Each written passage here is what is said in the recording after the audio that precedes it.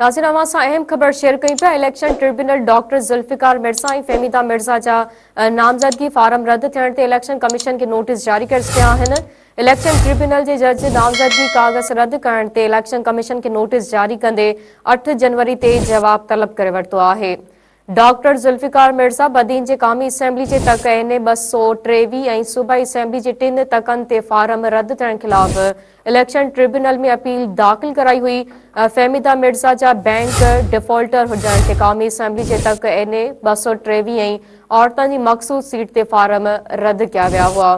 एक भेरो ॿीहर अवां सां अहम ख़बर शेयर कयूं पिया। Election tribunal doctor Zulfikar Mirza ऐं फ़हमीदा मिर्ज़ा जा नामज़दगी फारम रद्द थियण ते इलेक्शन कमीशन खे नोटिस जारी करे छॾिया आहिनि।